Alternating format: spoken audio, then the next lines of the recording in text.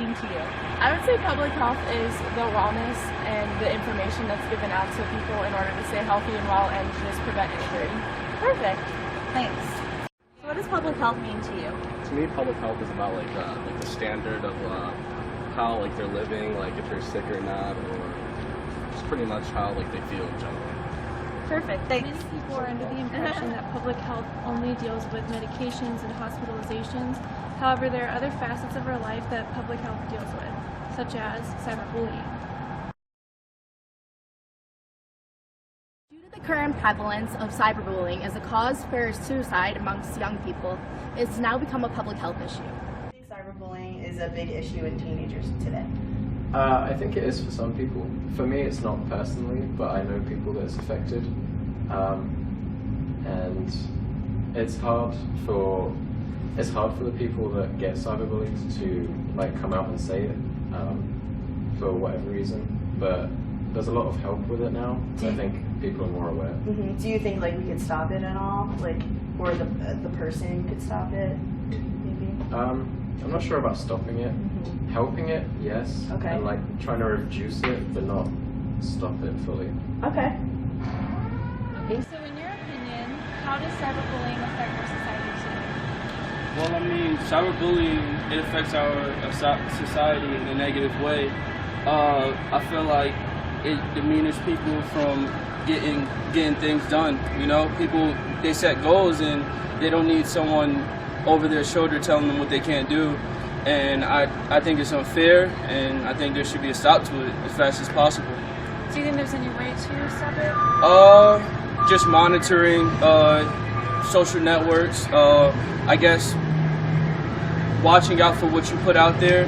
I guess I wouldn't say people are actually get bullied, but I feel like they can maybe watch what they put out on social media so they won't get criticized for it in a manner that they don't approve of. What type of negative impacts do you think cyberbullying has? I think first and foremost that cyberbullying is extremely negative, and the impacts it has are very extensive. You can have people who get very upset and lose faith in themselves, lose faith in humanity, lose faith in life. And that's why you find a lot of cases where people try to hurt themselves or commit suicide, or find themselves, running away from their goals, running away from their life, running away from the life that they can experience because other people have minimized this great experience of life to just who you are and what you have to offer to other people, which is that's not what it's about. It's about what you have to offer to yourself. How can you make yourself happier? Another negative impact is just people hurting each other. You got people getting in fights, little kids who look at each other and only see the differences in each other, which is one of the biggest problems in our nation today.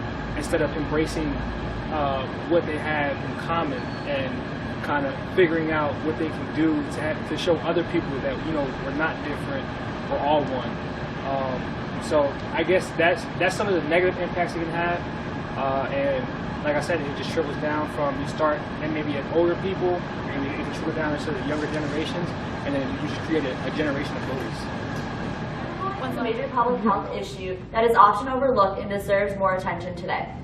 There are 3 levels of prevention that can go along with this. The first one is primary, which is educating the youth and teenagers about cyberbullying and its negative effects that it can have. The second is secondary, which would be someone actually being bullied and actually going through a negative experience from it. So that could be experienced depression, suicide, harming themselves or harming others. And the last one is tertiary, which would be offering counseling to someone who has experienced cyberbullying or has gone through the process of it and trying to help them to get back to where they were before cyberbullying. Okay, coming off of the 3 levels of prevention, there are also 3 core functions of public health that interact with cyberbullying.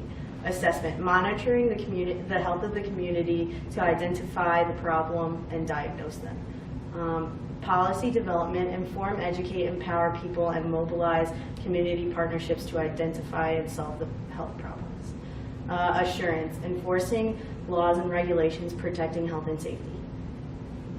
The issue of cyberbullying gives a great example of how to use the 5 levels of intervention. The first step is to find the problem. the biggest problem caused by cyberbullying would be suicide. The second step is to identify the risks. The risks here to the issue of suicide would be cyberbullying and accessibility to materials that could help one act out a successful suicide. The third step is to develop community-level tests to control and prevent the cause. This would be examples such as school programs, gun control, and the elimination of pro-suicide pages online. The fourth step would be to implement interventions to prepare population health, and the fifth step would be monitoring interventions to assess the effectiveness. Due to the degree of which today's society has been affected by cyberbullying and the problems therein, many programs of intervention have already been established. A few of these are policies developed for the Department of Education to punish those who partake in cyberbullying, National Suicide Prevention Facebook page, American Foundation of Suicide Prevention, and StopBullying.gov. The effectiveness of these programs is still to be determined, though. To put all this into perspective, we found some facts online that might help you out. 30% of young people have used self-harm as a result of bullying. 45% of young people experience bullying before the age of 18, and 38% believe that their school doesn't take bullying seriously.